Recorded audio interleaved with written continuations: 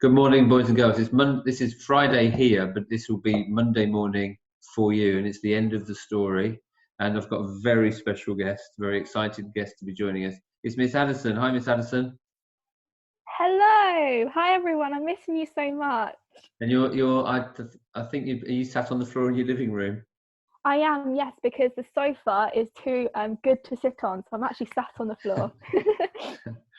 So, in front of us, we're looking at Denzel's, I think it's the opening of his story, which is emailed and sent me a nice little message. So I'm going to read it. Miss Addison is poised.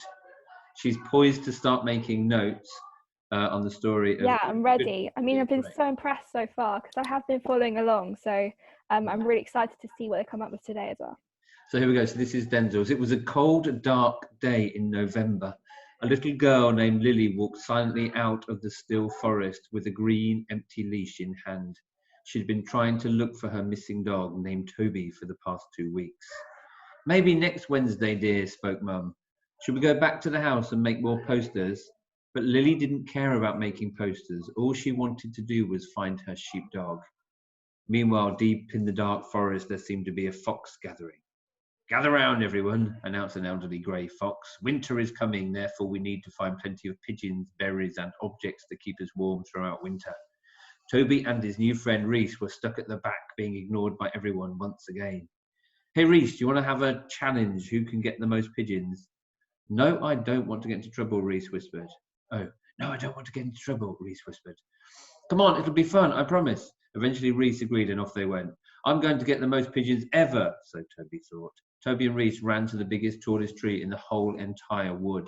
Reese started jumping tree branch to tree branch like it was nothing. Toby gazed up and saw how big the tree actually was. Without a doubt, Toby clawed the rough bark and started to climb the tall tree. I'm doing it, I'm actually doing it. But Toby spoke too soon. When he'd seen how far he had actually got, he started to tremble. He was losing his grip. Reese, he shouted, help! But he was too far up. Seconds later, Toby fell a long way down, crashing to the ground so hard it shook everything in the forest, including the tree. Pigeons, berries, and other objects fell onto Toby's wobbly belly, bouncing everywhere. The foxes were all stunned. One whispered, he has to go. As quick as he had got up there, Reese blitzed down the tree. Are you okay? Toby replied with a weird, wobbled yes, but he was fine. You got all the supplies we fox need down? And then both of them laughed and laughed for the rest of the day. And that's super, Denzel. Thank you. Miss Addison, over to you. Yeah, brilliant. So, Denzel, I love your use of vocabulary in there. You really set the scene clearly. You've used some really good sentence starters as well, so good job. Lovely sentence structure as well. You've got lots of different types of sentences that you've used throughout. And before we broke up, we were talking about how you can show the character by showing what they're doing rather than telling us what they're doing, and you've actually done that clearly to show the character as well, so that's really good. And you've used some really good synonyms in there, so you haven't used said, you've used agreed and whispered, so that's lovely as well. Really good job. Before we read it, you said about be careful with your use of speech, didn't you? Yeah, so sometimes we can overuse speech, and instead of doing that, we need to really think clearly about why we use speech, so we can use it to move the story on and to show the character and who they are. So yeah. But good job, Denzel. We're looking forward to seeing how the story ends and develops, aren't we, Miss Addison? That'd be good. Yeah, absolutely. Can't wait. Make me send it over. And anybody else out there from 6AA who wants to send me or Miss Addison the story and want us to read it out and talk about it, do that. Please do that. We'd love to read them. Yes, absolutely, yeah. And 6YS and 6EB and 6ED as well. Please, it'd be really good to read your stories. Now mine. I've finished it. Can't wait. Yeah. Oh, wow. I'm so excited. I've been following it along. Yeah. Thanks. Yeah.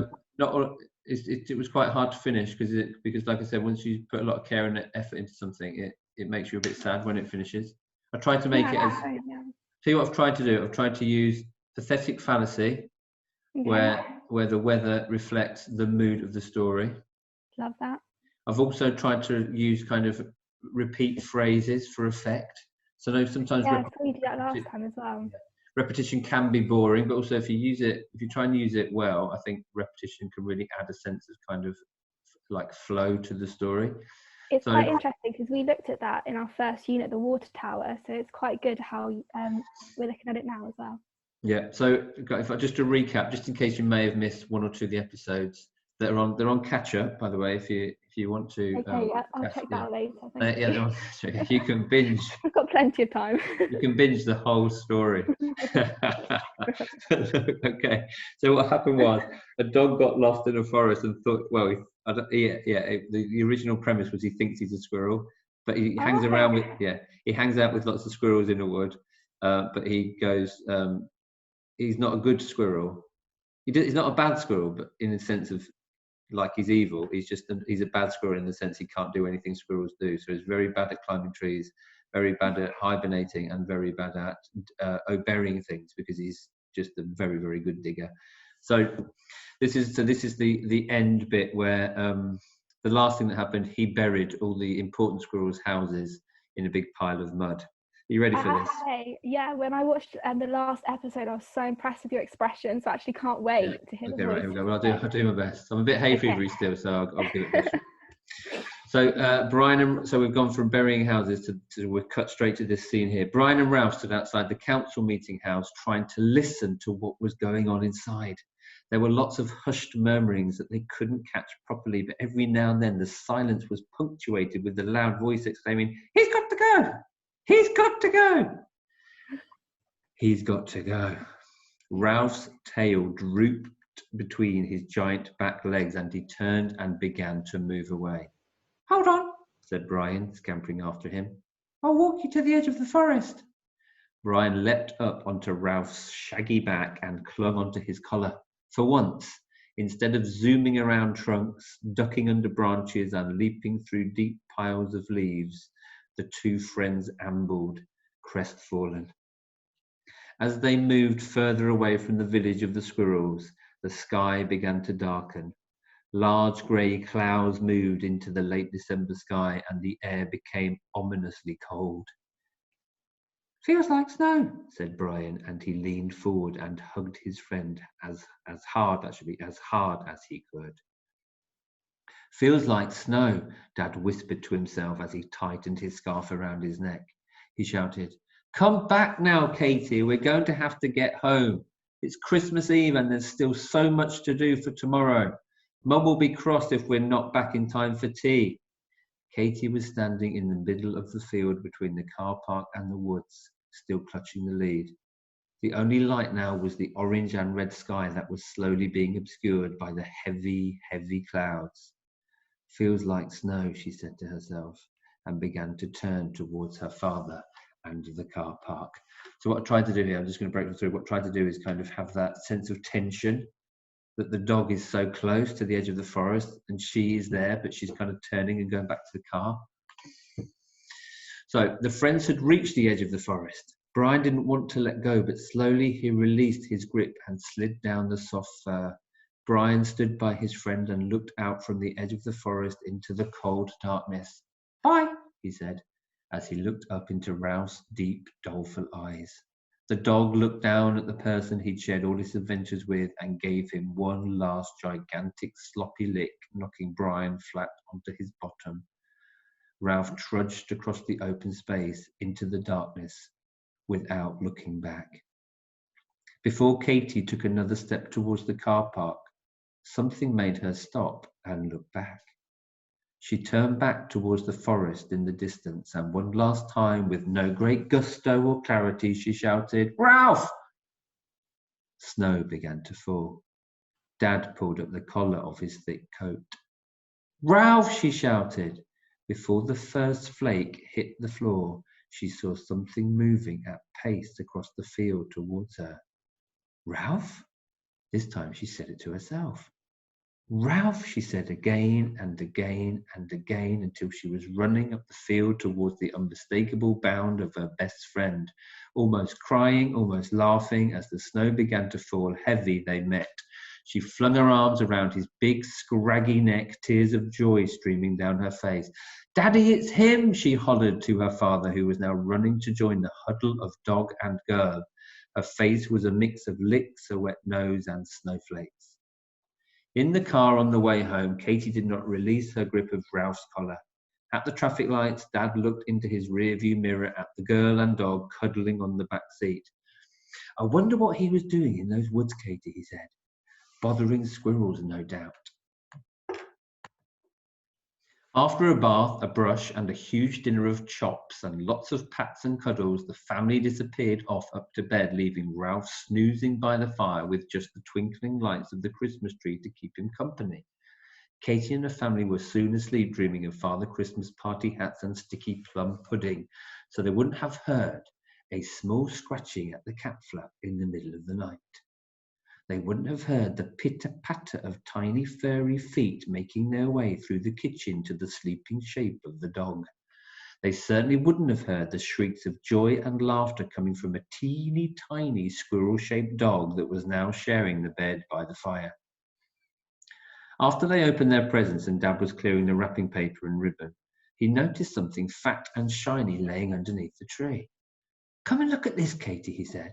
It must have fallen out of Ralph's thick coat in the night. Katie held open her hand and Dad gently put in it the fattest, sweetest looking acorn she'd ever seen. Ralph looked at the acorn, looked at Katie and gave her the most gigantic, soppiest lick with his big pink tongue and knocked her clean off her feet onto her bottom. The end. Wow, that seriously pulled on my heartstrings. Did That's so emotional. Yeah, that was brilliant. I cried when I wrote it. I can imagine. I love dogs. I've got a daughter who obviously I adore. I love dogs, and it was just like it. Yeah, I think I'll go back. I can feel it. I can feel it. We're both crying together, Mr. Garley. Did you notice the? Did you like the repetition? Did you notice the phrases I tried to repeat? Yes. So I tried to repeat that. It felt like snow. I can't remember where I put that. It feels like snow. They all said and it. He's got to go as well. Yeah, he's got to go. You've used. Yes, it got to go. That was a repeating kind of phrase all the way through. It feels like snow towards the end. And what I tried to do was capture, in those really sloppy, cheesy sort of Christmas films, that when something magical happens, the snow starts to fall. Yeah. That's what I tried to do with it. I tried to pull all the classic, heartstrings to Isn't it great how we can use our background knowledge to create such good stories? This is why it's so important to read other books, isn't it, Mr. Garley? Yeah. And films help, don't they? Oh, definitely, yes. So I just stole as many kind of Christmassy type tricks as I could to try and make people feel something. Yeah, I definitely felt it. I felt it. Okay, so that's that. So next week now. So after this, there's a kind of mysterious, ghostly story, isn't there? Yes, and we are bringing back the iconic duo of myself and Miss Shuttleworth. We're going to be reading through that one, so that's going to be amazing. Are you going to write that one? Yes, how exciting! Oh, brilliant! Yeah, bring back the iconic duo. Yeah, oh, that's good. That'll give me a break. I don't think I can write a scary story. All right, so I look forward to that. So you're going to start doing that next week, are you?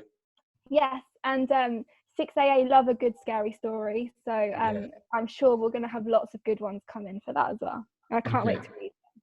It's been fabulous to talk to you this morning. Yeah, it's been lovely.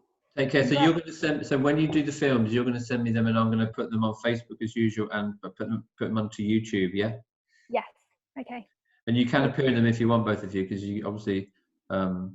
I just choose not to appear in it, but I know Miss Hall has made a little film where she appears in a little box in the top right-hand. Oh, brilliant! Okay, so I can't wear my pajamas then. Yeah. So you have to do your hair and things, which I'm never very good at. But anyway, you take care of yourself, and hopefully we'll catch up soon. Yes. Yes. Just quickly, I was thinking about. Have we stopped recording? I'll stop recording now.